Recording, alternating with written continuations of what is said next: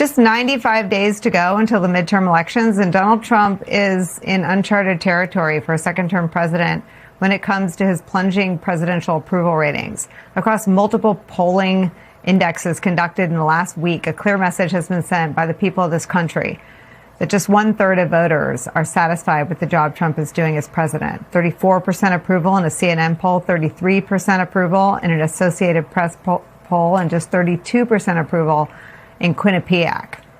As our friend Peter Baker from the New York Times points out, only former President Richard Nixon, who at this point in his second term was just weeks away from resigning due to the chaos around the Watergate scandal, had worse approval ratings.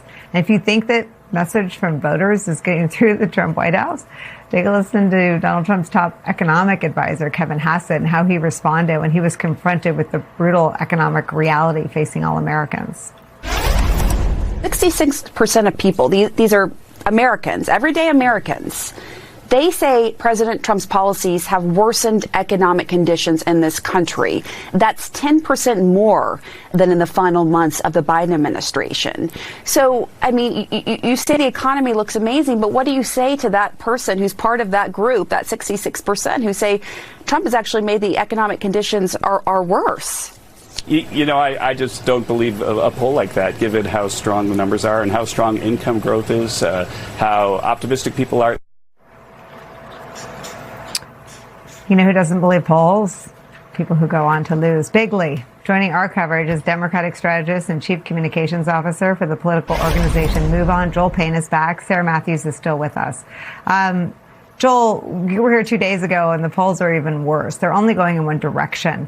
And as people who work on campaigns know, you're sort of ending or exiting the political window. The window's closing politically for changing people's moods about the things they have the most intense feelings about, and it's almost always the economy. What do you make of what Trump seems to be committed to locking in terms of public sentiment against him? Well, Nicole, as you allude to, political opinions are starting to harden now. We're getting to the end of the summer. We're within 100 days to the actual election. And there's less and less time for you to do the necessary persuasion work to actually win over voters. I looked in particular at that Quinnipiac poll. And look, obviously, he's unpopular with Democrats. That's not a surprise. He's gone down in 1 month from the June to the July Quinnipiac poll, almost 10 points with Republicans, and I believe 9 points with independents. I mean, that's seismic. Donald Trump's superpower has always been holding his Republican base with an iron fist.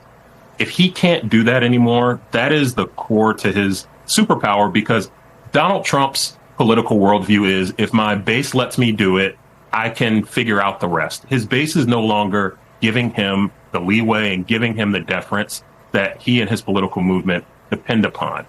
And I will just say, if you're a Republican down ballot, if you're a Republican around the country, not only are you not afraid of Trump's base, but you actually can't depend on Trump's base showing up for you this November the way that you may have thought in previous cycles. And that's a real political problem for that side. Yes, Sarah, we were talking about the ritual humiliation of Republicans and men like Jay Clayton. I didn't think I'd see Trump humiliate his own base. And by calling affordability a hoax, by assuming they'll be with him for a war of choice in Iran, for his complete indifference and disdain for people who say they're upset about the economy, it seems like, his effort to humiliate his own voters. What do you think is behind that? Yeah, you know what's really interesting about this is that Republicans spent years mocking the Biden administration for trying to gaslight the American people and telling them that the economy was great when people were feeling the exact opposite. And they clearly learned nothing from this, because this is exactly what the Trump administration is doing. They're trying to gaslight their voters and tell them everything's fine. Putting Kevin Hassett out there and having him go on the news and say that the economy is amazing. I mean, are you kidding me? And I look at the difference between what Biden was dealing with versus what Trump is dealing with. The things that Biden was dealing with were things that were out of his control when it came to the economy.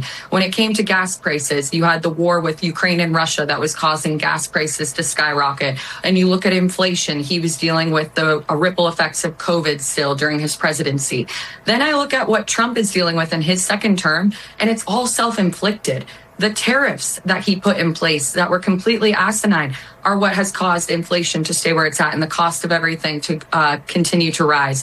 And you look at gas prices, his war of choice with Iran has caused gas prices to skyrocket. So it's just amazing that they clearly have not learned the lessons of the previous administration and then are trying to tell their voters that everything's fine. And the thing is, I think that people do feel bamboozled. They voted for President Trump because he said that he was going to lower prices on day one. He said that he was going to be the peace president. He said he was going to do all these things. And it turns out that he's done the exact opposite. And so it is just a slap in the face to the people that put him into office and that have supported him for them to continue to try to gaslight them. What's amazing, too, when you look at the polls, Trump gets his lowest numbers on Iran, 66% disapprove. After that, the economy, 62% disapprove. He can't stop talking about Iran, the thing that is most politically perilous to him, the thing that only has a 28% approval rating. Iran is the one thing that polls beneath his lowest approval rating in all those polls. The economy and foreign policy are right behind that at 34%. But the thing that he talks about the most, the thing that he's trying to make people sort of stomach most frequently in every news cycle and on his social media platform, is the thing he's doing that they hate the most. So again, it feels like reverse engineering defeat